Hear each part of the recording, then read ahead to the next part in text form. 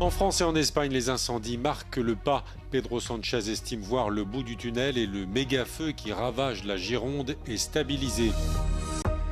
Donald Trump pense qu'il y a de bonnes chances d'aboutir à un accord avec l'Iran. De son côté, Téhéran estime que ce n'est pas aux États-Unis de décider de la guerre et de la paix. Premier signe d'espoir face au feu en Espagne où le ministère de l'Intérieur a levé l'ordre d'évacuation pour 13 communes autour des régions de Madrid et de Castille et Léon. Le Premier ministre Pedro Sánchez estime que le pays peut voir la lumière au bout du tunnel. Hemos compartido el reconocimiento a todos aquellos trabajadores y trabajadoras que luchan contra el fuego en primera línea en horas muy difíciles, muy críticas, pero que efectivamente gracias a ellos estamos cambiando las tornas y por tanto podemos empezar a ver el final del túnel en la lucha contra estos incendios con todas las precauciones y efectivamente en días y en horas especialmente complejas como las que nos quedan. Les autorités espagnoles s'inquiètent tout particulièrement de la nouvelle vague de chaleur qui va s'installer et durer jusqu'à au moins dimanche. Au même moment, de l'autre côté de la frontière, l'incendie géant qui ravage la Gironde marque le pas. Malgré les nombreuses reprises de feu, les pompiers français disent l'incendie stabilisé, mais s'inquiètent eux aussi du nouveau pic de chaleur annoncé.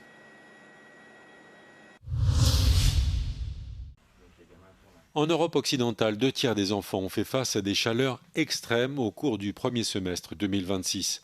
Le chiffre est révélé dans le rapport de l'Organisation de défense des droits de l'enfant Save the Children.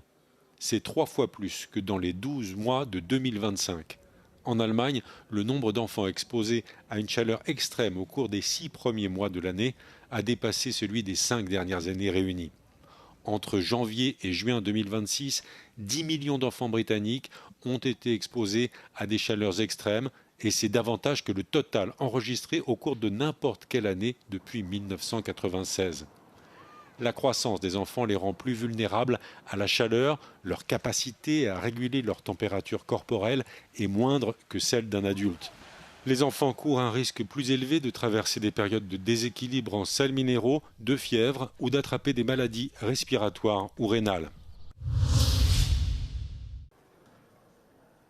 Donald Trump optimiste sur les chances d'aboutir à un accord avec Téhéran, alors que de son côté l'Iran estime que ce n'est pas aux États-Unis de décider de la guerre et de la paix.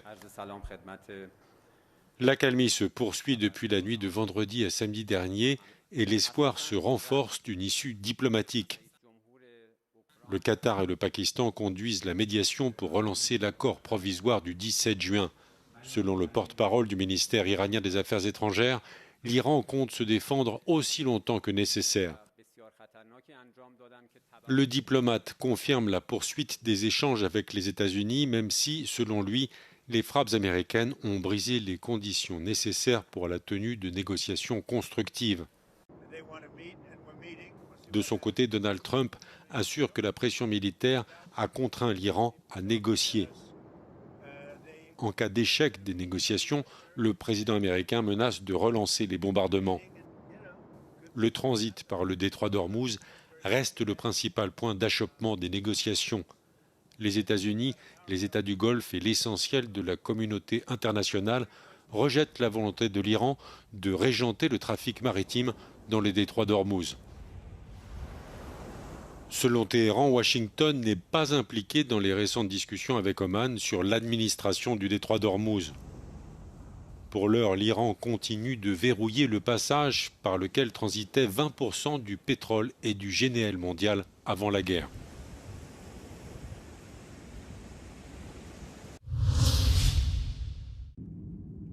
Les États-Unis ont lancé ce lundi une réévaluation de leur présence militaire en Europe, donnant ainsi suite aux annonces faites par Donald Trump il y a plusieurs mois, qui avaient alors étrillé plusieurs de ses alliés européens.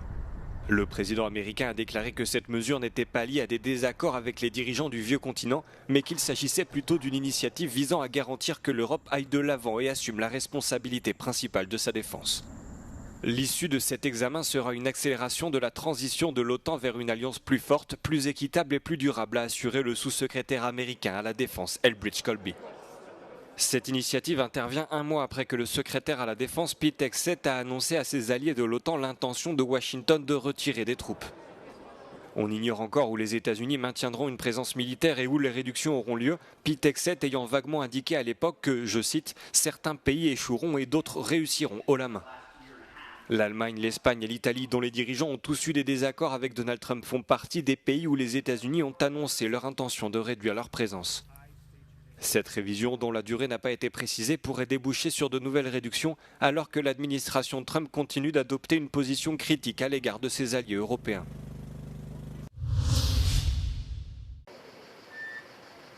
En visite officielle à Nicosie, le secrétaire général des Nations Unies, Antonio Guterres, a réitéré son engagement pour relancer les négociations sur la question chypriote. Guterres a tenu des entretiens séparés avec le président de la République de Chypre, Nikos Christodoulides, et le dirigeant chypriote turc, Tufan Erurman. Pour le secrétaire général de l'ONU, cette visite est un signe de son engagement en faveur des efforts diplomatiques, 52 ans après l'invasion turque qui a divisé le territoire de l'île.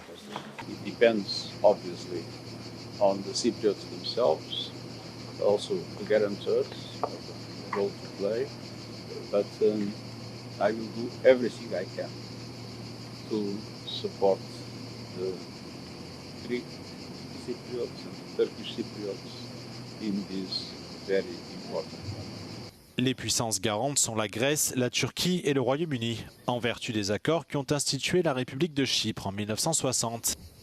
La dernière tentative majeure pour parvenir à un règlement global de la question chypriote a échoué en 2017. Pour Antonio Guterres, ce sujet est plus que jamais d'actualité, dans un contexte d'instabilité régionale et de bouleversements géopolitiques plus larges. Nikos Christodoulides affirme que Chypre et l'ensemble de la région ont besoin d'une avancée majeure et il a appelé le secrétaire général de l'ONU à maintenir son soutien politique. Une position réitérée par le porte-parole de son gouvernement, qui appelle toutes les parties à respecter les engagements existants. Αυτή η πολιτική βούληση θα πρέπει να επιδειχθεί πέραν από τους Κύπριους αλλά και από τις συγκίτρες δυνάμεις. Είναι σαφές δηλαδή ότι πρέπει όλοι να ευθυγραμμιστούμε μαζί με την διεθνή νομιμότητα. Αναφέρομαι συγκεκριμένα στην Τουρκία, με το πλαίσιο που καθορίζουν τα ψηφίσματα του Συμβουλίου Ασφαλείας των Ηνωμένων Εθνών, με την Διζωνική Δικοινοτική Ομοσπονδία με πολιτική ισότητα όπως αυτή καθορίζεται στα σχετικά ψηφίσματα, με το κεκτημένο, τις αρχές, τις αξίες και το δίκαιο της Ευρωπαϊκής Ένωσης και μια λύση που θα επιτυγχάνει την εναρμόνιση μαζί με τις 4 βασικές ελευθερίες της Ευρωπαϊκής Ένωσης. De son côté, le gouvernement chypriote turc appelle à une approche nouvelle et réaliste.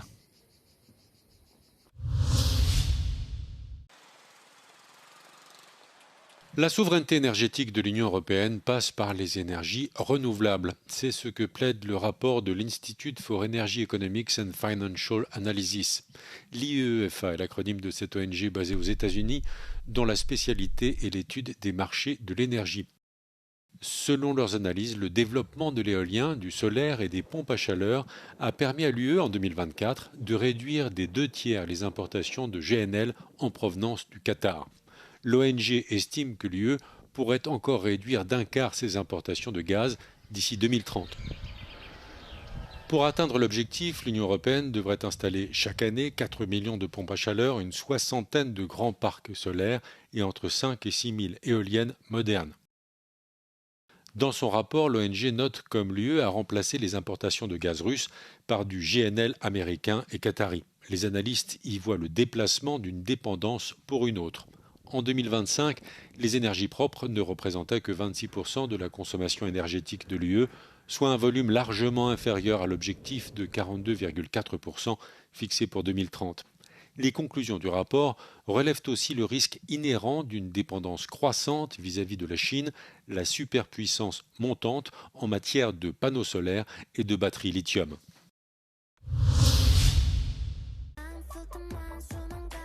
À partir de dimanche, le règlement européen sur l'intelligence artificielle entre en vigueur. Tout contenu en ligne généré ou manipulé par l'IA devra s'accompagner d'une icône ou d'un label pour aider le public à le repérer et à distinguer le vrai du faux. La loi a été adoptée il y a 2 ans avec pour objectif de mettre en place des obligations de transparence. Quand un dispositif d'interaction avec le public utilise l'IA, comme c'est le cas avec les robots conversationnels, mention devra être faite de l'utilisation de l'intelligence artificielle. Les fournisseurs de systèmes d'IA devront intégrer dans leur programme des marques numériques pour faciliter leur repérage. De manière générale, les organisations qui publient des contenus générés par l'IA devront obligatoirement l'indiquer. Les contrevenants sont passibles d'amende, mais l'UE donne au système d'IA jusqu'au 2 décembre pour s'adapter. Plusieurs grandes plateformes ont anticipé l'entrée en vigueur du nouveau règlement et mis en place leur propre label. C'est le cas pour TikTok, Instagram et Facebook qui signalent l'usage de l'intelligence artificielle. De son côté, Google a signé le code de conduite européen sur la transparence de l'IA.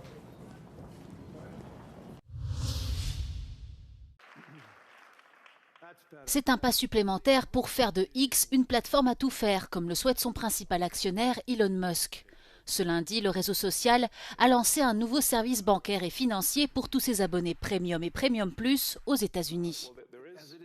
Baptisé X-Money, celui-ci permet de payer, d'effectuer des transferts d'argent et des virements, mais aussi de disposer d'un compte de dépôt rémunéré pouvant aller jusqu'à 6% et d'une carte de retrait à la fois digitale et physique. Le service s'appuie sur des fonctionnalités testées en juin dernier permettant aux clients de détenir des dépôts auprès de Cross River Bank avec une assurance pouvant aller jusqu'à 250 000 $. Avec près de 600 millions d'utilisateurs mensuels, Elon Musk ambitionne de faire du réseau social X l'équivalent américain du chinois WeChat du groupe Tencent. Une plateforme qui combinerait messagerie, opérations financières, mais également des commandes ou des réservations en ligne.